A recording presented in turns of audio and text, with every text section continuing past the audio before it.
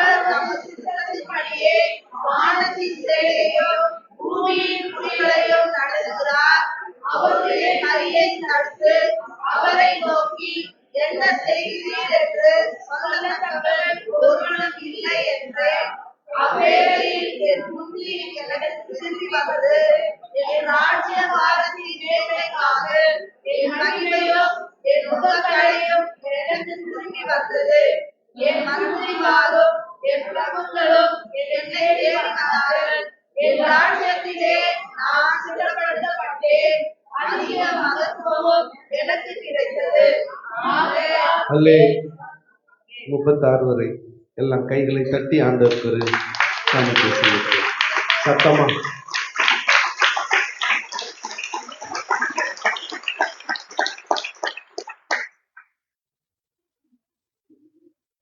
தானியேல் தீர்க்க தரிசன புத்தகம் 4ஆம் அதிகாரத்தை இந்த நாளிலே நாம் தியானிக்கிறோம். இந்த 4ஆம் அதிகாரமானது தானியேல் எழுதின சுயசரிதை. இந்த 4ஆம் தானியேல் புத்தகத்துல இந்த 4ஆம் அதிகாரத்திற்கு தனி சிறப்பு உண்டு.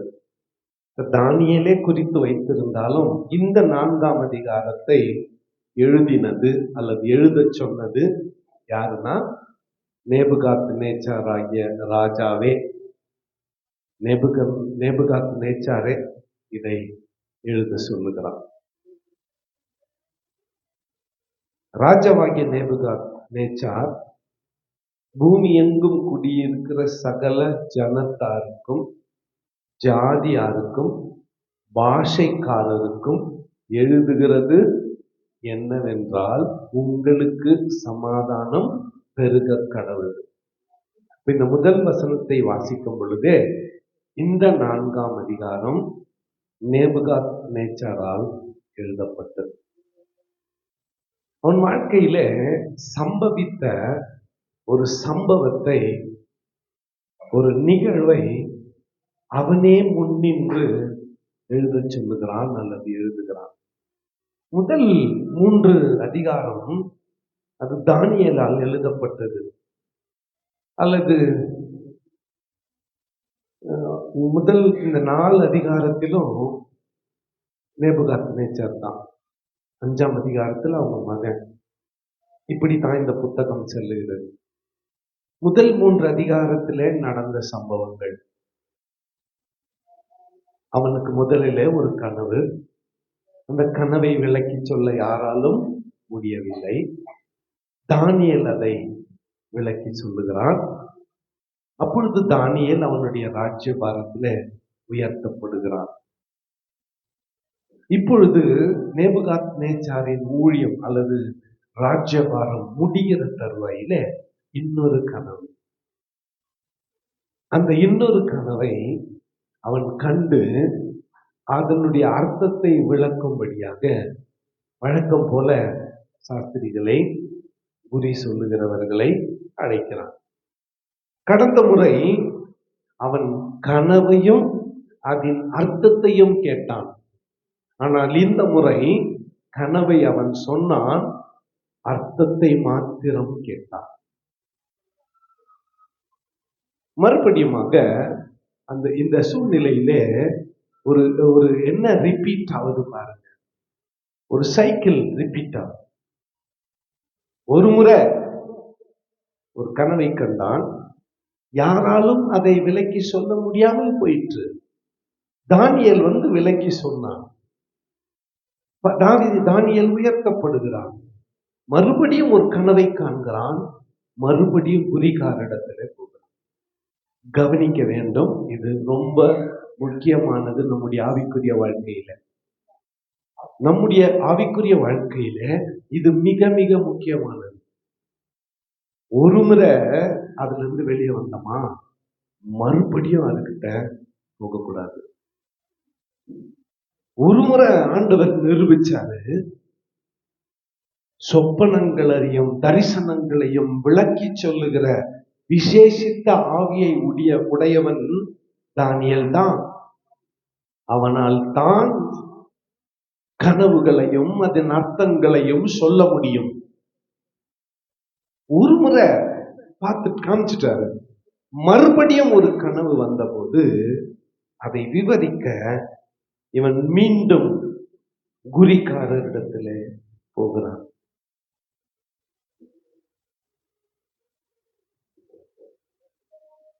இந்த சுயசரிதையில இது ஆட்டோபயோகிராபி.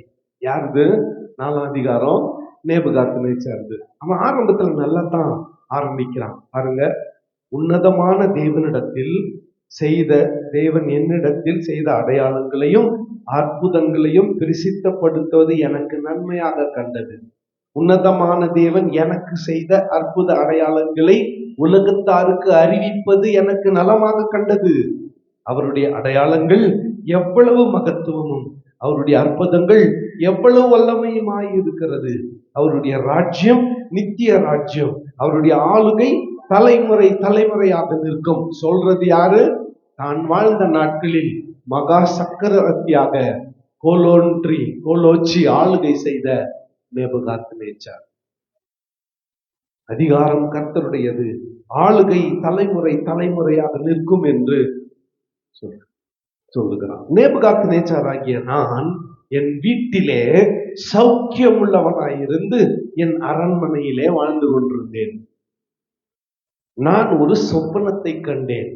அந்த சொப்பனம் எனக்கு திகிலை உண்டாக்கிற்று. என் படுக்கையின் மேல் எனக்குள் உண்டான நினைவுகளும் என் தலையில் தோன்றின தரிசனங்களும் என்னை கலங்க பண்ணிற்று. ஆகையால் சொப்பனத்தின் அர்த்தத்தை எனக்கு தெரிவிப்பதற்காக பாபிலோன் ஞானிகளை எல்லாம் என்னிடத்துல கொண்டு வரும்படி கட்டளையிட்டேன். மறுபடியும் அதே தவறு. சாஸ்திரிகளும் ஜோசியரும் கல்தேயரும் குறி சொல்லுகிறவரும் என்னிடத்தில் வந்தார்கள். என் சொப்பனத்தை அவர்களுக்கு சொன்னேன், ஆனாலும் அதன் அர்த்தத்தை எனக்கு தெரிவிக்க மாட்டாமல் போனார்கள். அவர்களால் அதனுடைய அர்த்தத்தை எனக்கு சொல்ல முடியவில்லை. கடைசியில் என் தேவனுடைய நாமத்தின்படியே பெல்ஷாத்சார்னு இன்னொரு ராஜாக்கிறான். அந்த அதிகாரத்துல பைபிள் குற்றுப்பாடம் தான் எல்லாம். ஒருத்தர் கூட கரெக்டா படிக்கல, எல்லாம் குற்றுப்பாடம். ஒருத்தர் கூட 6 பேர் படிச்சுக்கோ, ஒருத்தர் கூட கரெக்டா படிக்கல. பெல்ஷாத்சார் இல்ல, பெல்தேஷாத்தார். பாருங்க, படிங்க, அங்க படிக்குது பாருங்க. கரெக்டா? என்ன படிக்கிறீங்க? 5ஆம் அதிகாரம் முதல் வசனம் படிங்க. 5:1. இவனை தானே நினைச்சுக்கினீங்க, இவன் நேபுகாத்நேச்சாருடைய மகன். இங்க இருக்கிறது யாரு? தானியேல். ஒரே ஒரு வார்த்தை, ஒரே எழுத்து அங்க அது சேர்த்துட்டு இருக்க, அவ்வளவுதான். ஓகே, இந்த தானியேல் இவன் அழைக்கப்பட்டான், கொண்டு வரப்பட்டான். அவன் அந்த சொப்பனத்தை என்னிடத்துல விவரித்து சொன்னான். அதுவும் அவனை அழைத்த போது அந்த தானியேலை குறித்து இந்த நேபுகாத்நேச்சார் சொல்லுகிற வார்த்தையை பாருங்க. எந்த மறைப்பொருளையும் அறிவது உனக்கு அரிதல்ல வென்றும் நான் அறிவேன். பரிசுத்த தேவர்களுடைய ஆவி உம்மிடத்தில் இருக்கிறது என்பதை அறிவேன். தெரிஞ்சுக்கினே ஏன்டா சாஸ்திரி கிட்ட போன? தெரிஞ்சுனே என்னத்துக்கு குறி சொல்றவன் கிட்ட போன? உனக்கு நல்லா தெரியல, தானியேல் கிட்ட தான் பதில் இருக்கிறது, அல்லது தானியேல் ஆராதிக்கிற தேவனிடத்தில் தான் பதில் இருக்கிறதுன்னு தெரியுமே. தெரிந்திருந்தும் ஏன் குறி சொல்றவங்களை கிட்ட போனேன், சாஸ்திரி கிட்ட ஏன் போனேன், ஜோசியக்காரர்கிட்ட ஏன் போனேன்? தெரிஞ்சிருந்தோம். பரிசுத்த தேவர்களுடைய ஆவி உனக்குள் இருக்கிறதே.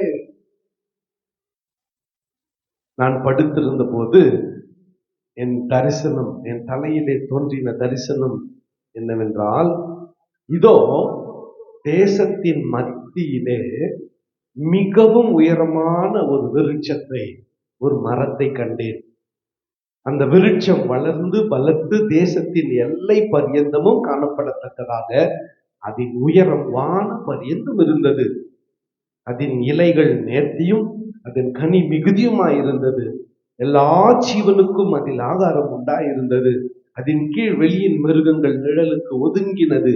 அதன் கொப்புகளில் ஆகாயத்து பட்சிகள் தாபரித்து சகல பிராணிகளும் அதனாலே போஷிக்கப்பட்டது.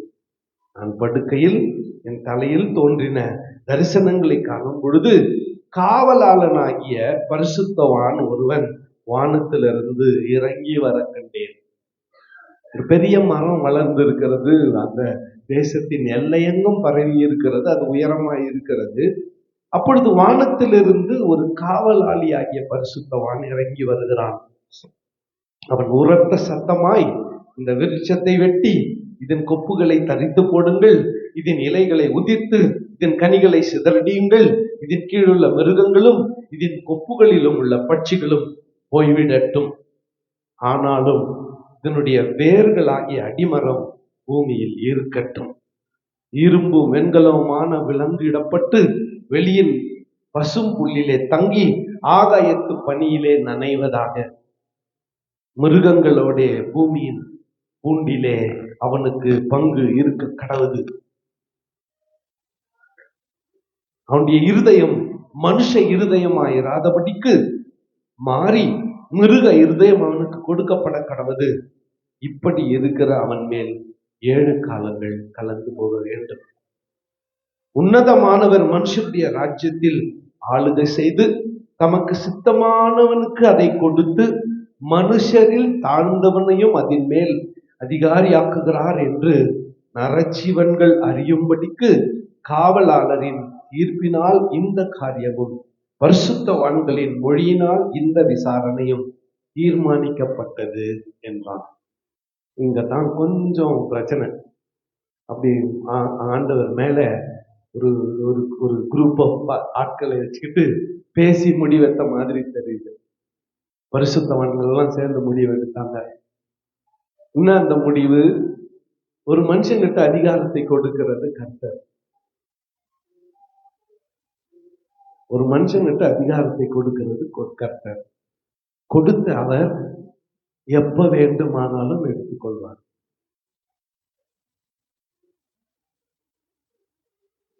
என்ன இந்த வீட்டுக்கு அதிகாரி ஆண்டவர் வச்சுக்கிறாருன்னா, எனக்கு மேல அவர் இருக்கிறார்னு நான் மறக்கவே கூடாது. எப்பவுமே அது ஞாபகத்துல இருக்கணும். என்ன இந்த சேர்ல உட்கார வச்சது அவர் தான். எப்பனா என்னை எழுப்பிட்டு என்னிலும் தாழ்மையான ஒருவனை கூட அங்க அவர் உட்கார வச்சிருந்தார். அவர் யாரும் ஏன் இப்படி செய்தீர் என்று கேள்வி கேட்க முடியாது என்பதை பதவியிலே இருக்கிறவர்கள், அதிகாரத்திலே இருக்கிறவர்கள் உணர வேண்டும். அதிகாரத்தில் இருக்கிறவர்கள் உணர வேண்டும். இப்போ இந்த கனவை தானியேலை அழைத்து சொன்னான். தானியேல் இந்த கனவை கேட்டதும் அவன் முகத்திலே கலக்கம் ஏற்பட்டது. முறை கனவு சொன்னப்போ ஒண்ணு கலக்கம், இப்ப தானியேலுக்கு கலக்கம் ஏற்பட்டது. ஏன்னா நேபுகாத்நேச்சாருக்கும் தானியேலுக்கும் நெருங்கிய உறவு ஏற்பட்டுருச்சு. தானியேல் ராஜா, நேபுகாத்நேச்சார் ராஜா, தானியேல் மந்திரி. நேபுகாத்நேச்சாரின் அநேக ஆலோசனைக்காரனாய் இவன் மாறி இருக்கிறான். இப்போ நேபுகாத்நேச்சாருக்கு ஒரு காரியம் நடக்கிறது என்றால் அதை அறிந்து தானியேல் விசனப்பட்டான். அவன் முகம் நாடி வேறுபட்டது. அவனுக்குள் கலக்கம் ஏற்பட்டது. ராஜா கேட்கிறார், தானியேலே, உனக்குள்ளே கலக்கம் ஏற்பட காரணம் என்ன? நீ கலங்க வேண்டிய அவசியம் இல்லை. என்ன அதனுடைய அர்த்தத்தை சொல்ல வேண்டும். நீர் கண்ட விருட்சம், பெரிய மரம், வேற யாரும் இல்லை, நீர் தான். நீர் தான் அந்த மரமே. உயர பரவி பலம் பொருந்தியவராய் எல்லா மிருகங்களுக்கும் பறவைகளுக்கும் இடம் உண்டாகத்தக்கதாக அதன் இலைகள் நேர்த்தியும் அதன் கனி மிகுதியுமாயிருந்தது. எல்லா ஜீவனுக்கும் அதில் ஆதாரம் இருந்தது. அதன் கீழே வெளியின் மிருகங்கள் தங்கின.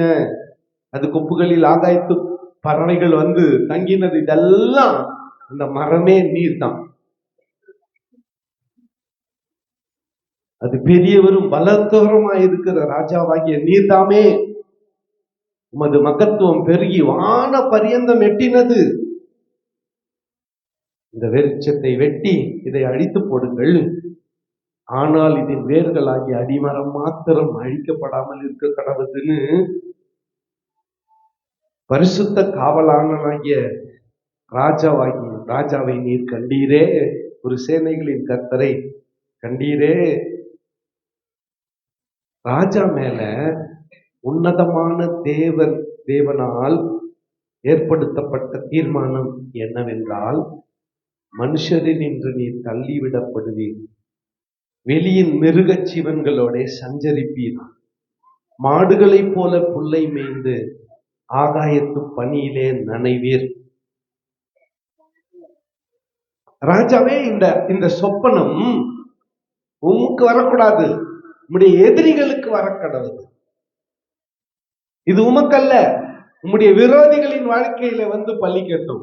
உமக்கு இது சம்பவிக்க கூடாது. ஏனென்றால் நீர் உம்முடைய ராஜ்யபாரத்திலிருந்து தள்ளப்படுவீர், மனுஷரிலிருந்து தள்ளப்படுவீர்,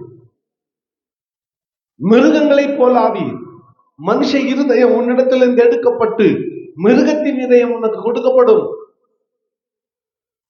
வெளியில ஆடு மாடுகளைப் போல புல்லை தின்பீர். 7 காலங்கள் கடக்க வேண்டும். அதன் பிறகு புத்தி தெளிந்து நீர் மறுபடியுமாக உம்முடைய ஸ்தானத்தில நிலைநிறுத்தப்படு. இந்த கனவினுடைய அர்த்தத்தை ராஜாவுக்கு தானியேல் சொன்னான்.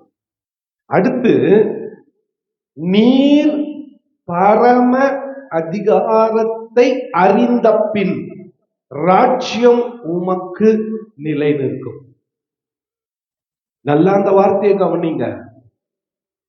நீர் பரம அதிகாரத்தை அறிந்த பின், till you know the power of God in your life, you have to go through what you are going through.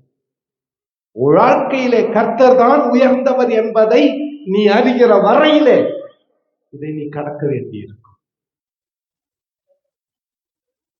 உன்னதம், நீர் பரம அதிகாரத்தை அறிய வேண்டும். ஸ்பிரிச்சுவல் அத்தாரிட்டி என்ற ஒரு பாடத்தை எங்களுக்கு சொல்லிக் கொடுத்தார் ரஷ்டி பார்க்கிறையா. அதுல இந்த எந்த அதிகாரமும் தேவனிடத்திலிருந்து கொடுக்கப்படுகிறது. All authority comes from God. All authority comes from God. ஆண்டவர் என்ன இந்த சபைக்கு ஊழியக்காரனா வச்சிருக்கிறார்னா, இது நானா சம்பாதிச்சுக்கிறது இல்லை, என் திறமைய பார்த்து என் தாளத்தை பார்த்து ஆண்டவர் கொடுத்தது இல்லை. வேற ஆள் இல்லை, என்ன வச்சுக்கிறாரு. என்னை விட ஒரு சிறந்த ஆள் வந்தா என்னை எடுத்துட்டு அங்க அவங்கள வச்சிருக்காரு என்பதை உயிருள்ள வரையில நான் மறக்கக்கூடாது. நான் என்கின்ற எண்ணம் வந்துச்சுன்னா இனி நான் அல்ல. நான் என்கின்ற எண்ணம் எனக்குள் வந்தால் இனி நானே இல்லை.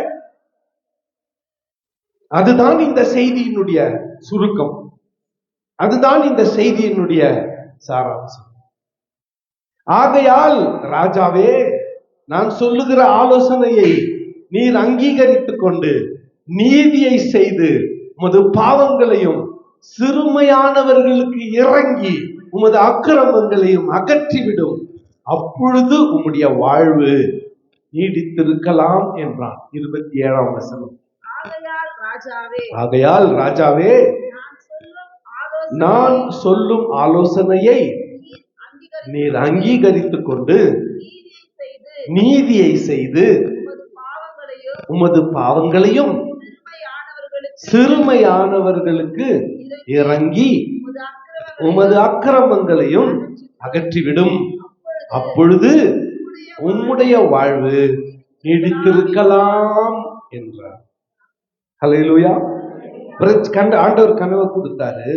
யாராலையும் அந்த கனவின் அர்த்தத்தை சொல்ல முடியல. தானியேல் வந்த கனவின் அர்த்தத்தை சொன்னா, சொல்லிட்டு அதற்கான ஒரு வழியையும் ஒரு விமோசனத்தையும் ஒரு பரிகாரத்தையும் சொல்லுகிறான். என்ன அந்த பரிகாரம்? நான் சொல்லும் ஆலோசனையை அங்கீகரித்து நீதியை செய்து பாவங்களையும் சிறுமையானவர்களுக்கு இறங்கி உமது அக்கிரமங்களையும் அகற்றிவிடும். இவன் கொஞ்சம் அதிகாரத்துக்கு வந்ததும் சிறுமையானவர்களை சப்ரஸ் பண்ணான் போலகுது, அடிமையானவர்களை ரொம்ப கொண்டு வச்சுட்டான் போலகுது, ரொம்ப ஆட்டி படிச்சுட்டான் போலகுது. கொத்து சாவி இடுப்புக்கு வந்ததும் ரொம்ப பண்ணிட்டாங்க போலகுது. இந்த மாமியா ரொம்ப பண்ணிட்ட மாதிரிக்குது. கல்யாணம் ஆகி வீட்டுக்குள்ள வந்தோன்னு எப்ப தனி கொடுத்துலும் போலான்ட்டு காத்துனுக்கிற பொண்ணு மாதிரி இந்த அம்மா பண்ணிட்ட மாதிரிக்குது. மருமகம் புருஷன் மட்டும் வந்துட்டா போதும்னு கொண்டு போயிட்ட மாதிரிக்குது. மேல இந்த ஆண்டவர் பார்த்தாரு, 7 வருஷம் புள்ள துணை வச்சுட்டாரு. சம்பாத்தியமெல்லாம் பொத்த பையில போட்ட மாதிரி போயிட்ட மாதிரி இருக்குது. ஒருவேளை கர்ப்பத்தை அடைச்சு போட்டாரு, ஒருவேளை கையிட்டு செய்யற வேலையெல்லாம் வாய்க்காம பண்ணிட்டாரு. எல்லாம் முறைக்கிறீங்க. இவ்வளவு நேரம் நல்லா தானே போயிடுச்சு ஐயா, எங்க கதையா எடுக்கிற இப்போ அப்படின்னு எல்லாம் பாக்குறீங்க. உங்க கதை எடுக்கிறதுக்கு தான் பைபிள்ல இருந்து எழுதி வச்சுக்குது. இதோ கொஞ்சம் நான் ரொம்ப ரொம்ப ஆட்டிட்ட மாதிரி இருக்குது. ஆண்டவர் ஆட்டத்தை நிறுத்துறாரு. ஃபர்ஸ்ட் அந்த ஆட்டத்தை என்ன பண்றாரு? ஃப்ரீஸ் பண்றாரு. ஸ்டாப் இட், நிறுத்து, கொஞ்சம் நிறுத்து. ராஜாவாகிய நேபுகாத்நேச்சாருக்கு இந்த நிலைமை, நீயும் நானும் எம்மாத்திரம். நம்ம பாவத்தை அறிக்கை செய்து எளிமையானவர்களுக்கு உதவி செய்து விமோச்சனம் செய்ய நான் சொல்றேன், வழியை சொல்றேன். ஆனா இதெல்லாம் நேபுகாத்நேச்சார் என்னுடைய வாழ்க்கையில ஆண்டவர் சொன்னபடியே நடந்துருச்சு. 12 மாதங்கள் போச்சு. இந்த சம்பவத்தையே நேபுகாத்நேச்சார் மறந்துட்டார். பாபிலோன் ராஜாவின் ராஜ்யத்தில் அரண்மனையில மேல உலாவிக் கொண்டிருக்கிறார் ராஜா. ராத்திரி வேளை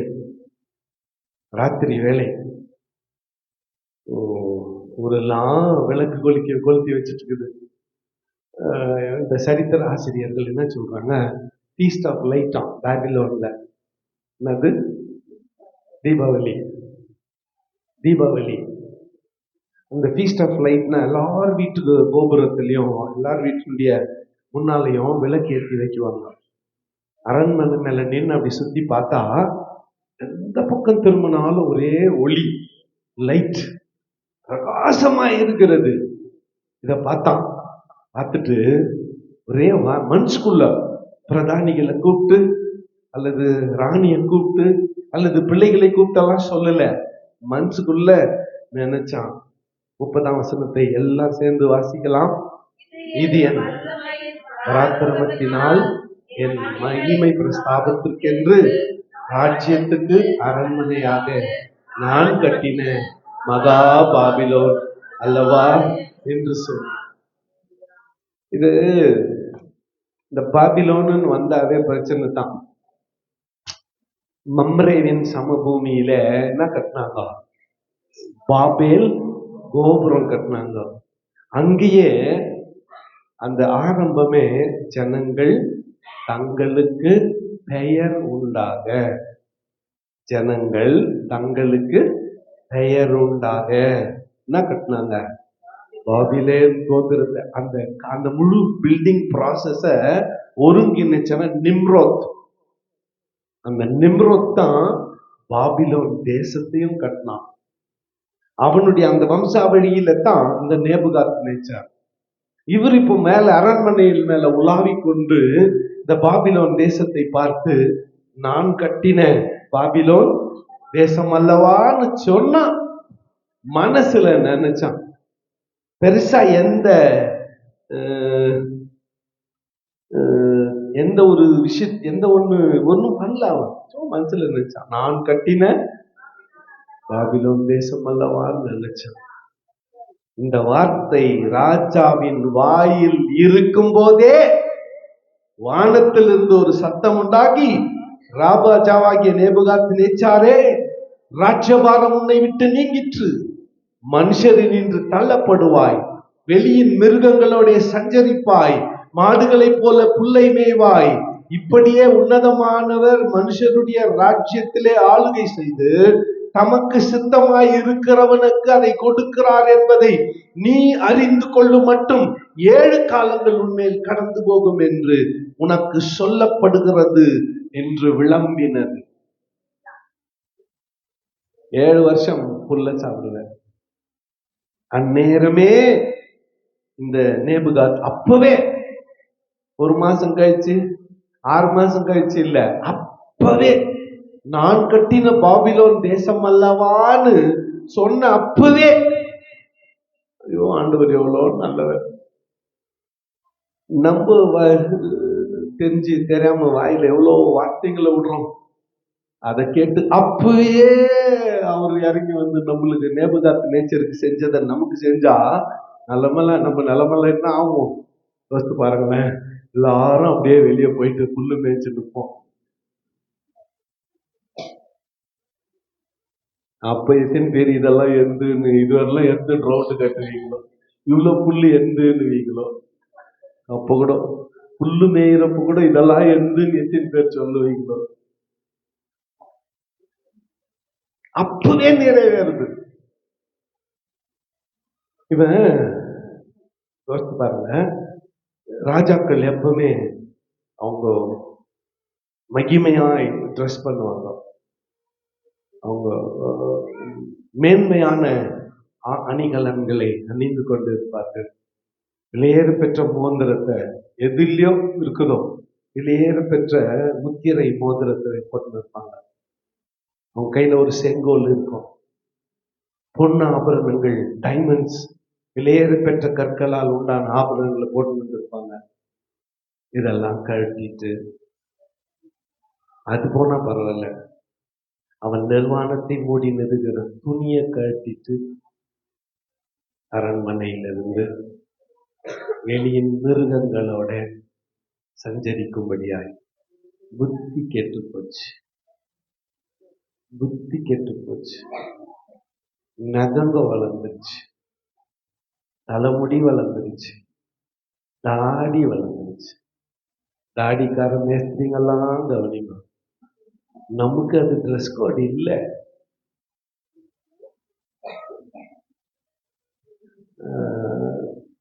வெள்ளிக்கிழமை ஜோசப்க்கு கிராஜுவேஷன், எம்காம் கிராஜுவேஷன்.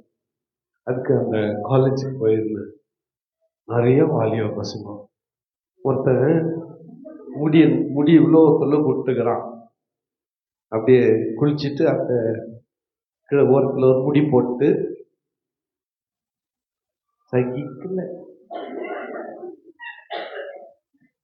இவ்வளோ தொழு தாடி. ஆண்டவரே இயேசுவச்சு, எங்க இவனுக்கு கண்டுபிடிச்சான்னு தெரியல. இந்த ஜனங்களும் அவங்கள தான் பார்க்கறாங்க. நம்மள மாதிரி முடியெல்லாம் ஷார்ட்டா வெட்டிட்டு ஒருத்த உட்காந்து ஊரம் உட்காந்துக்கிறான் பாருன்றான். இந்த மாதிரி போறோன்னு அல்ல பார்க்கறான். நமக்குன்னு ரிஜெக்டட் பீப்புளுக்கான ட்ரெஸ் கோடு தான். ரிஜெக்டட் பீப்புள் அவங்க தான் அப்படி இருப்பாங்க. ஆண்டவருக்காக என்ன நசரேய விரதமா பூண்டுங்கிறீங்க நீங்க? எப்படி மாறி போச்சு பாருங்க. இதுல கம்மல் போட்டுக்கிறான். அது நம்மளது இல்ல ட்ரெஸ்.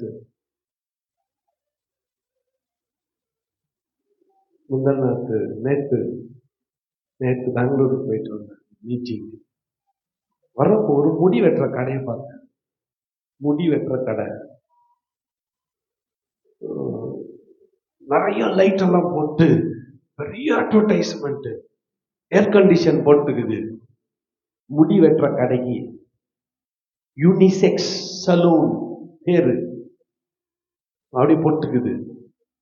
அப்படியே போயிட்டு யாரும் முடி வெட்ட முடியாது. அப்பாயின்மெண்ட் வாங்கணும், மெயில்ல இருந்து டெக்ஸ்ட் அனுப்பணும், அவர் ரிப்ளை பண்ணுவான் எத்தனை மணிக்கு வான்னு. அங்க போய் உட்காந்து வெட்டினாங்க. நாங்க சின்ன பிள்ளைங்களா இருந்தப்போ எங்களுக்கு எப்படி முடி வெட்டினாங்க தெரியுமா? வெங்கடேசன் ஒருத்தன் பொட்டி தூக்கின்னு வருவான். அவன் வந்தா நாங்க 4 பேரும் 4 பக்கம் ஓட்டம் பிடிக்கும். இது என்ன பிரச்சனைனா, எங்க அப்பா உட்காந்து இப்படித்தான் வெட்டணும்னு சொல்லுவாரு. எங்க ஃப்ரெண்டு அப்ப நாங்க இப்படியெல்லாம் இல்ல, முடி கொஞ்சங்க முன்னால முடி இருக்கும். டோனி கிராஃப்ட் பேர் அதுக்கு. கொஞ்சம் இப்படி இப்படி பிடிக்கலாம், கொஞ்சம் இங்க இருக்கும். அத்தை கூட விட மாட்டார். வெங்கடேஷ் கிட்ட சொல்லுவேன், அவரு சொல்லிட்டு போயிட்டு பாரு இவனுக்கு ஷார்ட்டா வெட்டு. நானு இங்க இப்படி விட்டுரு, இங்க இப்படி விட்டுரு, அவன் ஆவட்டம் இருக்கணும். முடி வெட்டி முடிச்சிட்ட பத்தி கண்ணாடி கையில கொடுப்பான், வெட்டுறதுக்கு முன்னால கொடுக்க மாட்டான். பார்த்தா அப்படியே எத்தனை நாள் முடி சொட்டையா வெட்டிட்டாங்கன்னு வீட்டுள்ள போய் ஓன்னு அழுதுகிறோம். எங்க பிள்ளை பருவம் அப்படி. எங்க பிள்ளை உண்மையாகவே நாங்க 60, 70, 80 கிட்ஸ் சத்தியமா நாங்க ஆசீர்வதிக்கப்பட்டவர். உங்களை மாதிரியான பொல்லாப்புல எல்லாம் எங்களுக்கு தெரியாது. நீங்க பண்ற இந்த கேவலமான வேலைகள்லாம் எங்களுக்கு தெரியாது. அது என்னது எங்களுக்கு தெரிஞ்சதெல்லாம் கொஞ்சம் தருவோம். எங்களுக்கு தெரிஞ்சதெல்லாம் தான் தருவோம். அதுல கொஞ்சம் எக்ஸ்ட்ரீம் பட்ட சாராயம் அதுதான் இங்க.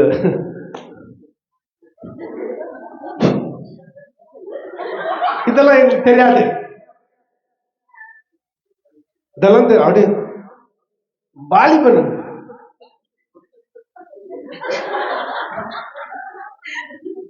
அப்படி நின்று பார்த்துன்னு சிலையாட்டம். எதுக்கு உதவாம? கேர்ள்ஸ் எல்லாம் நல்லா கவனிங்க. அப்படி பார்த்தவன் குட் ஃபார் நத்திங். அவன் ஒண்ணுக்கும் உதவ மாட்டான். புரிஞ்சுக்கோங்க நான் சொல்றத. ஒன்னு பாக்குறான் பாரு, அவன் வேணாம், வேஸ்ட் ஃபெல்லோ. அவன் வேற உலகத்துல இருக்கிறான். வேணாம். எங்க சைல்ட்ஹுட் நாட்கள் அப்படி இல்ல. கோலி ஆடுறதுக்காக உதவ வாங்கிக்கிறது. கோலி ஆடுனுக்கிறேன். எங்க அப்பா அந்த வழியா போயிட்டு இருக்கிறாரு, பார்த்துட்டு போயிட்டு இருக்கிறாரு. அது வேற ஞாயிற்றுக்கிழமை சாயந்தரமா யூத் மீட்டிங் போவாத ஆடுன்னு இருக்கிறார். சாயந்தரம் வந்தாரு, யூத் மீட்டிங் போயிருந்தியாப்பான்னாரு. எப்பவுமே அப்பா கேள்வி கேட்டா உஷாரா ஒத்துக்கணும், ஏன்னா நாங்க தெரிஞ்சு வச்சுருந்தா கேட்கணும். ஜோசப் எங்க இருக்கிறன்னா, நீ எங்க இருக்கிறன்னு எனக்கு தெரியும், நீ இருக்கிற இடம் சரியில்லைன்ட்டு தான் உனக்கு போன் பண்ண. நீ நினைச்சுக்கிற எங்கிட்டான்? டேய் நீங்க இல்லடா, நீங்க இல்ல, அது எனக்கு தெரியலன்னு நினைக்காத, தெரியலன்னு நினைக்காத. இன்னொருத்தர் எங்க பாக்குற? லேண்ட்ல தாங்குற. டேய் நான் லேண்ட்ல தான் தாக்குறேன், நீ எங்க இருக்கிற? இங்க பக்கத்துல கேசம்பல்ல கிரிக்கெட் ஆடுது. அப்ப ஃபர்ஸ்ட் லேண்ட்ல ஞான் சொன்ன, நான் தான் வெரிஃபை பண்ணிட்டு போன் பண்ணுகிறேன். ஆனா எங்க நாட்கள் கோலி ஆடினதுக்காக உதப்பட்டோம். நாங்க பெற்றோர்கிட்ட கோலி ஆடினதுக்காக எங்க இஷ்டப்படி முடி வெட்டிக்க முடியாது. துணி கடையில டெய்லர் கடைக்கு போயிட்டு அங்க தாஸ் டெய்லர் கிட்ட தான் துணி தைக்கணும். கேளுங்க, இதெல்லாம் வேர்ட்ஸ் ஆஃப் விஸ்டம். ஆயிரக்கணக்கான பணம் கொடுத்தா கூட கிடைக்காது. எங்க காலத்துல பெல் பாட்டம், இப்போ கால் இவ்வளவு பெருசா போட்டுக்கணும், பேண்ட் எவ்வளவு பெருசு, பெல் பெல் பாட்டம். எது ஸ்டைல்னா, ஷூ போட்டா ஷூ தெரியக்கூடாது, பேக் சைட்ல இங்க தேஞ்சிடும்ட்டு ஜிப்பை ரெண்டா வெட்டி அதை அங்க தைச்சு வச்சிருப்பாங்க டெய்லர். அதை போட்டுக்கின்னு வந்தா, பெல் பாட்டம் போட்டுன்னு வந்தா ரொம்ப கிரேட். காலேஜ் படிக்கிறேன், கிறிஸ்மஸ்க்கு தான் துணி டெய்லர் கடைக்கு போனேன், அளவு குத்துட்டேன். டெய்லர் கிட்ட சொல்றேன், டெய்லர் பெல் பாட்டம் தைச்சிருக்கணும். எங்க அப்பா பின்னால நின்றுக்கிறார். டெய்லர் என்னையும் பார்த்தார், ஆகட்டும் தைக்கிறேன். எங்க அப்பாவையும் பார்த்தாரு, என்னையும் பார்த்தார். பெல் பாட்டம் கேட்கிறாரு, தம்பி தைச்சிரு டெய்லர். எங்க அப்பா தைச்சிரு டெய்லர். வந்துட்டோம். கிறிஸ்துமஸ் 24ஆம் தேதி ராத்திரி 8 மணிக்கு வருது. பேண்ட் போட்டு பார்த்தா பெல் பாட்டம் இல்ல, நார்மல் பேண்ட். கிறிஸ்துமஸே சந்தோஷம் இல்லை. ஏன்னா எல்லா ஃப்ரெண்டுங்களும் பெல் பாட்டத்துல இருக்கிறாங்க. நம்ம அன்னைக்கு புடிச்சோன்னா தெரியல, ஒரே ஊரான்னு எல்லாரும் சொல்றபடியா வாழ்க்கை ஆயிடுச்சு. அந்த ஒரு எக்ஸ்ட்ரா ஒரு இது இல்லை, அலோவ் பண்ணல. ஆனா அப்போ ரொம்ப வருத்தமா இருந்துச்சு. இப்ப ரொம்ப சந்தோஷமாகுது. எங்க அப்பா என்ன வளர்த்ததை நினைச்சுக்கிட்டு ஊழியக்காரனா ஒழுங்கா நிக்கிறேன். என் பிள்ளைங்க நிப்பாங்களான்றது கேள்விக்குறியா இருக்கு.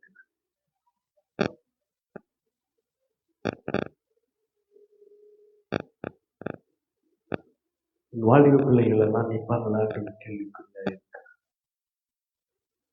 நான் நீங்க வாழ்ந்து கொண்டிருக்கிற உலகம் அப்படி,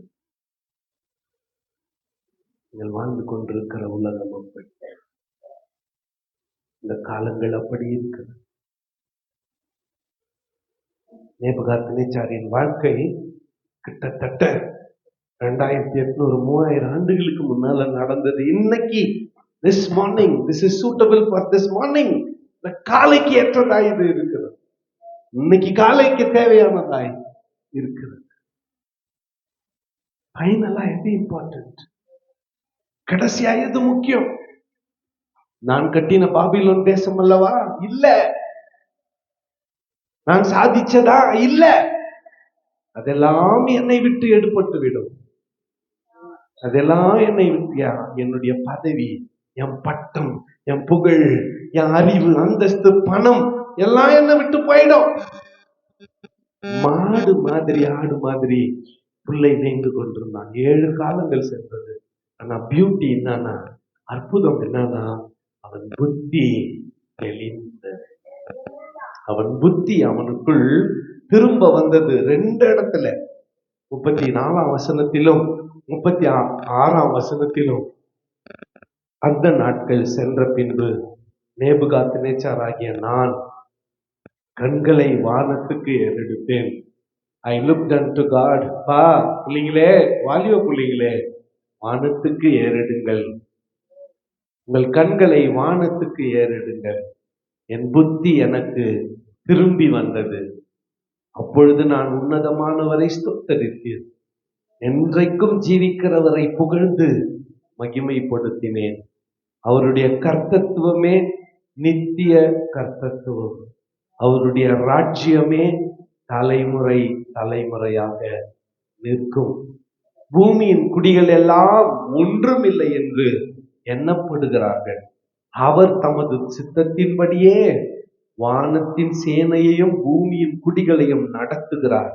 அவருடைய கையை தடுத்து அவரை நோக்கி என்ன செய்கிறீர் என்று சொல்லத்தக்கவன் ஒருவனும் இல்லை. இது கவனிங்க, ஆண்டவர் கையை தடுத்து என்ன செய்யற அப்படின்னு சொல்லத்தக்கவன் ஒருவனும் இல்லை. அதாவது நம்மள இப்ப என்ன, நான் யாரோ ஒருத்தர் அடிக்கிறதுக்கு போங்கிறேன்னு வச்சுக்கோங்களேன், கையை ஒருத்தர் என்ன பண்றேன்னு கேட்குவாங்க. ஆனா ஆண்டவர் அப்படி சொல்லத்தக்கவன், அவருடைய கையை பிடித்து என்ன செய்கிறீர் என்று அவரை சொல்லத்தக்கவன் ஒருவனும் இல்லை. அவ்வேளையிலே என் புத்தி எனக்கு திரும்பி வந்தது. என் ராஜ்யத்தின் மேன்மைக்காக என் மகிமையும் என் முகக்கலையையும் எனக்கு திரும்பி வந்தது. என் மந்திரிமாரும் என் பிரபுக்களும் என்னை தேடி வந்தார்கள். என் ராஜ்யத்திலே நான் ஸ்திரப்படுத்தப்பட்டேன். அதிக மகத்துவமும் எனக்கு கிடைத்தது. மறுபடியுமா பழைய ஸ்தானத்திற்கு அவன் நிலை நிறுத்தப்பட்டான். அதுக்கு அவனுடைய புத்தி அவனுக்கு திரும்ப வந்தது. ஆகையால் நேபுகாத்நேச்சார் 37ஆம் வசனம் எல்லாம் சேர்ந்து வாசிக்கலாம்.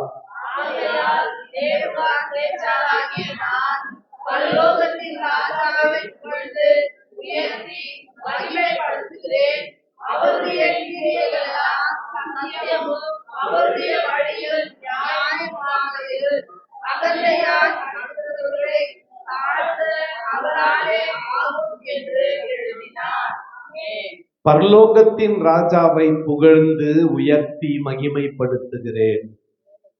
நேபுகாத்நேச்சார் ஆகிய நான் பரலோகத்தின் ராஜாவை புகழ்ந்து உயர்த்தி மகிமைப்படுத்துகிறேன். நேபுகாத்நேச்சார் புறஜாதிகளின் ராஜா, கிங் ஆஃப் சால்டியன்ஸ், கல்தேயரின் ராஜா.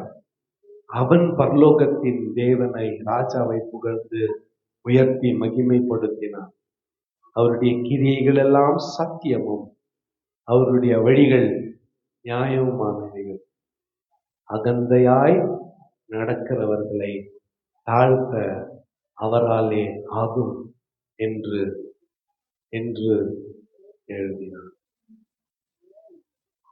உயர்த்துகிறவரும் அவரே, தாழ்த்துகிறவரும் அவர். உயர்த்தும் பொழுது தாழ்ந்திருக்க கற்றுக்கொண்டார். If you learn to be humble, when you are lifted, you will sustain there. ஆண்டவர் உன்னை உயர்த்தும் பொழுது அங்க நீ தாழ்மையா நடந்துகிட்டா அந்த உயர்விலே இருப்பாய். அங்க கொஞ்சம் பெருமை வந்துச்சுன்னா தப்புன்னு 7 வருஷம் கீழே தள்ளிடுவார், புல்லுமையை வச்சுவார். இன்னைக்கு இது நமக்கு ஒரு பெரிய பாடம். அவனுடைய புத்தி திரும்ப வந்தது போல நம்ம புத்தி கொஞ்சம் திரும்ப வரட்டும். கொஞ்சம் அதிகாரம் குடும்பத்துல என்ன ஆட்டி படைக்கிறோம். கொஞ்சம் அதிகாரம் சர்ச்சில் என்ன மாதிரி யாரும் இல்ல இருக்கும். ஆனால் நேபுகாத்நேச்சார் கடைசி அறிக்கை செய்யறான். பரலோகத்தின் ராஜாவை புகழ்ந்து உயர்த்தி, ஆண்டவரே நான் இல்லை, எவனையும் உயர்த்துவதும் எவனையும் தாழ்த்துவதும் உம்மாலையா. ஆகவே தான் promotion cometh from the Lord. உயர்வு கர்த்தரால் வரும். ஒரு வசனத்தை சொல்லி நிறைவு செய்கிறேன். குதிரை யுத்த நாளுக்காக ஆயத்தப்படுத்தப்படுகிறது. ஜெயமோ கர்த்தரால். வெற்றி அவர்கள் தான் கிடைக்கும். எல்லா துதியும், எல்லா கனமும், எல்லா மகிமையும் அவர் ஒருவருக்கே உண்டாவதாக. அவர் உயர்ந்திருப்பாராக, அவர் மகிமைப்படுவாராக, அவர் மேன்மைப்படுவாராக. Let him be lifted high. அவர் உயர்த்தப்படுவாராக. நான் உயர்த்தப்பட்டிருக்கும் பொழுது சகலரையும் என்னிடமாய் திருப்பிக் கொள்வேன். இந்த ஆண்டவராகிய இயேசு கிறிஸ்து பிதாவுக்கு சமமாய் இருக்கிறதை கொள்ளையாடில பொருளாய் இல்லாமல் தம்மை தாமே வெறுமையாக்கி அடிமையின் ரூபம் எடுத்து மனுஷ சாயலானார். சிலுவையின் மரண பரியந்தம் தம்மை தாழ்த்தினார். பிதா பார்த்தார், ஆனோர் பூதலத்தோர் பூமியின் கீழானோர் சகல முழங்காலும் உடங்கும்படியாய் சகல நாவுகளும் அறிக்கை பண்ணும்படியாய் மேலான நாமத்தை அவருக்கு கட்டளையிட்டார். சொல்லுங்க. அந்த மேலான நாமத்தை பற்றி கொள்ளலாம், பிடித்துக் கொள்ளலாம். அவர் சிலுவையை நோக்கி பயணிக்கலாம். அவருடைய சிலுவையை நோக்கி பயணிக்கலாம். தேவையில்லாத பாரங்களை உதறி தள்ளிவிட்டு மேன்மையானதை நாட கர்த்தர் நமக்கு உதவி செய்வாராக. கண்களை மூடி நாம் ஜெபம் செய்வோம்.